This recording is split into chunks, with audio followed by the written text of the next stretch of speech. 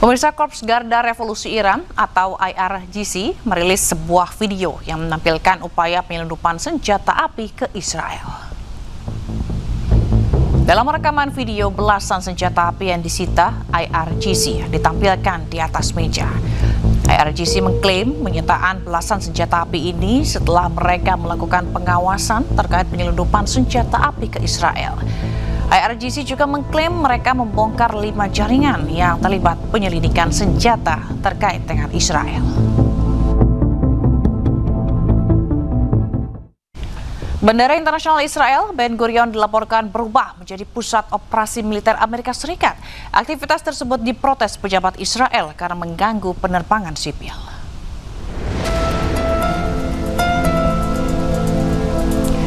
Sejumlah pejabat Israel disebut kesal karena Bandara Ben Gurion yang selama ini dikenal sebagai pintu utama mobilitas global Israel berubah drastis menjadi pusat operasi militer Amerika Serikat.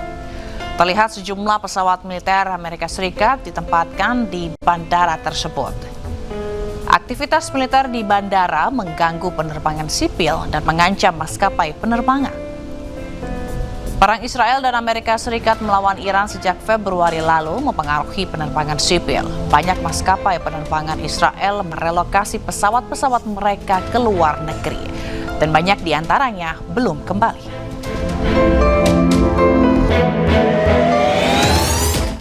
Sementara dalam 24 jam terakhir, sebuah pesawat jet tempur Amerika Serikat 2 kali mengirimkan sinyal darurat. Sinyal darurat 7700 merupakan kode darurat. Dari tangkapan layar, aplikasi penerbangan flight radar pesawat jet tempur F-35A Lightning II mengirim sinyal darurat saat terbang di atas Teluk Oman. Pesawat tempur milik Angkatan Udara Amerika Serikat ini kemudian berbelok untuk melakukan pendaratan darurat di Pangkalan Udara Al-Dhafra, Uni Emirat Arab. Sebelumnya pada 5 Mei, pesawat Stratotanker Amerika juga mengirim sinyal darurat dan menghilang dari radar.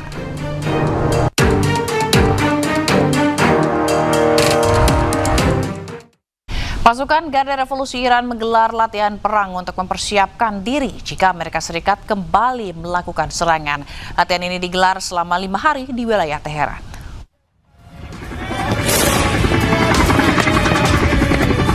Pasukan Garda Revolusi Iran menggelar latihan perang untuk mempersiapkan diri jika Amerika Serikat kembali melakukan serangan. Latihan pasukan militer Iran digelar selama 5 hari di wilayah Teheran. Pada latihan ini, pasukan Garda Revolusi Iran juga melakukan latihan serangan drone terhadap sasaran helikopter milik Amerika Serikat. Selain itu, pasukan militer Iran juga melakukan latihan pertahanan di darat untuk mencegah musuh yang akan mencoba memasuki wilayah Iran. Ya pemirsa, Rusia merilis rudal terbaru miliknya bernama Sarmat. Rudal tersebut memiliki daya jelajah hingga 35.000 km.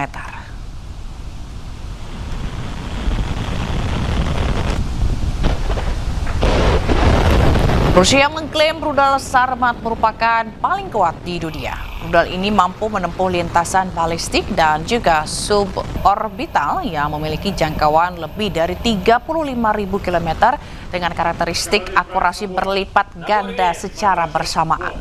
Selain itu, rudal antar benua ini diklaim bisa mengatasi semua sistem pertahanan rudal yang ada dan yang akan datang. Rusia menyebut tahun ini Sarmat memang akan ditempatkan dalam tugas tempur. Selain memiliki teknologi siluman, rudal Sarmat bisa membawa hulu ledak termonuklir. Во-первых, это самый мощный ракетный комплекс в мире, не уступающий по мощности стоящему у нас на вооружении ракетному комплексу «Воевода», как только что было сказано, еще советского производства. Суммарная мощность доставляемого боезаряда более чем в 4 раза превышает мощность любого существующего самого мощного западного аналога. Во-вторых, и это главное, ракета может двигаться не только по баллистической, но и по суборбитальной траектории. Что, в-третьих, позволяет обеспечить дальность применения свыше 35 тысяч километров с одновременно улучшенными в 2 раза характеристиками по точности.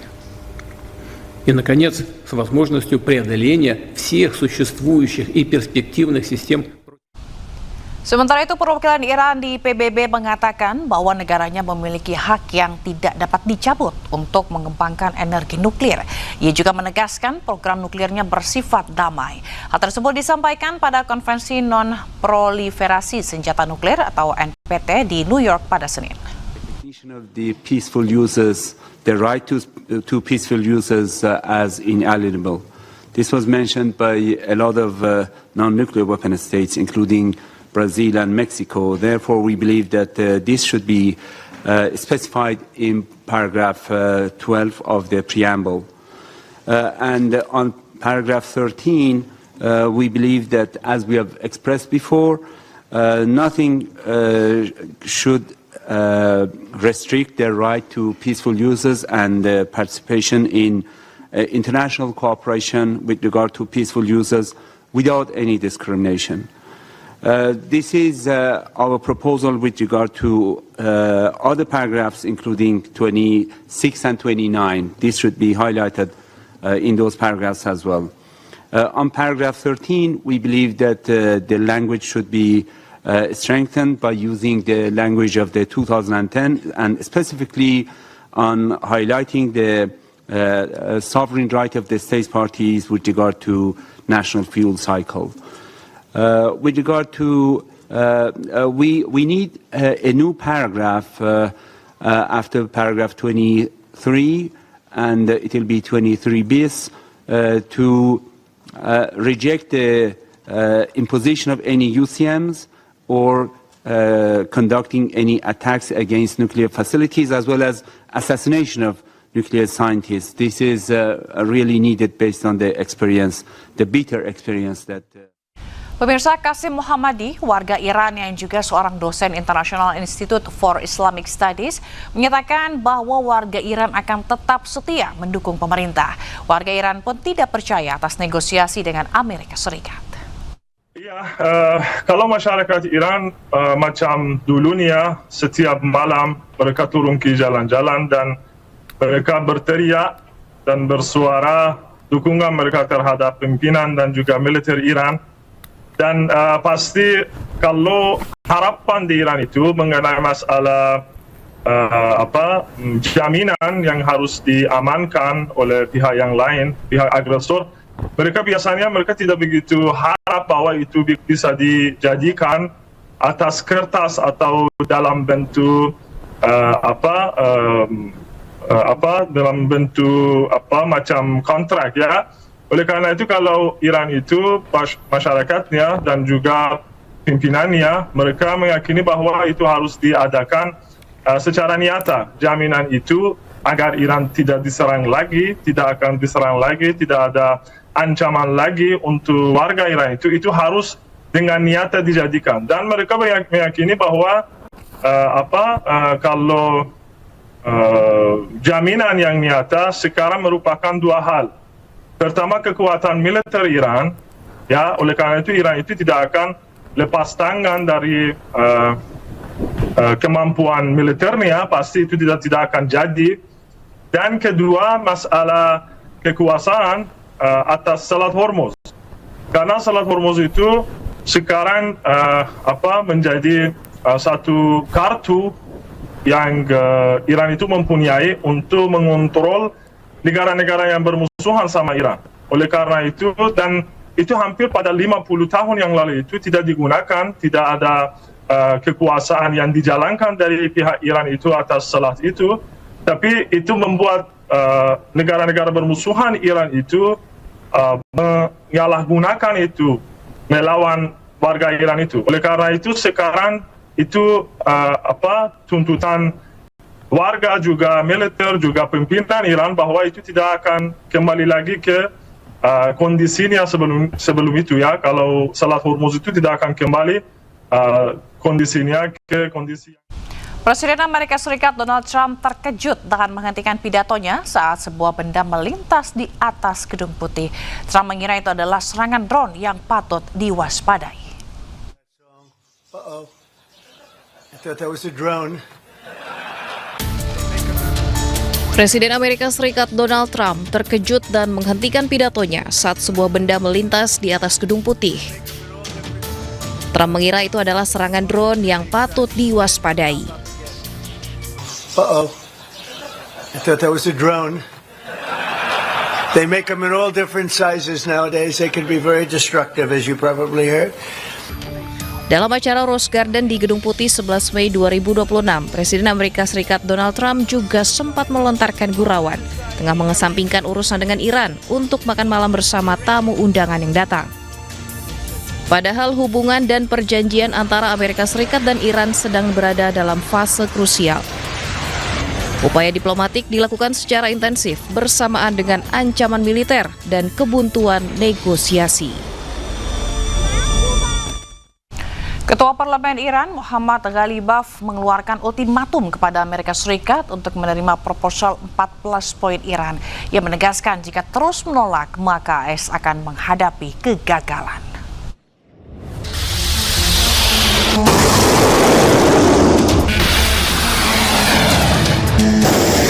Memasuki pekan ke-11, proses gencatan senjata dalam kondisi kritis setelah negosiasi antara Amerika Serikat dan Iran buntu. Ketua Parlemen Iran Muhammad Ghalibaf mengeluarkan ultimatum kepada Amerika Serikat untuk menerima proposal 14 poin Iran atau AS akan menghadapi kegagalan.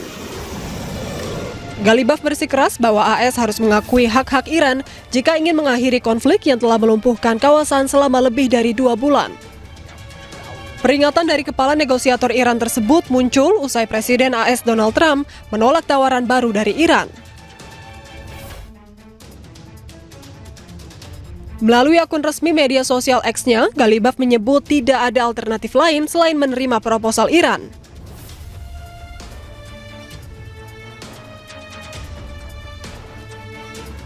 Ia juga menekankan bahwa pendekatan lain hanya akan berakhir gagal dan sia-sia.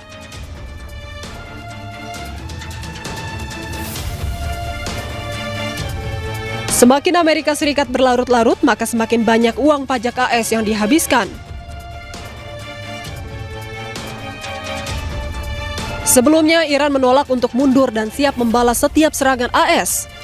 Kebuntuan negosiasi tersebut berdampak terhadap ketegangan di Selat Hormuz, di mana Iran membatasi lalu lintas melalui Selat Hormuz, sedangkan AS blokade pelabuhan-pelabuhan Iran. Iran mengajukan proposal balasan berisi 14 poin terkait upaya mengakhiri perang di Timur Tengah secara permanen. Proposal tersebut merupakan respons terhadap proposal Amerika Serikat yang sebelumnya diajukan.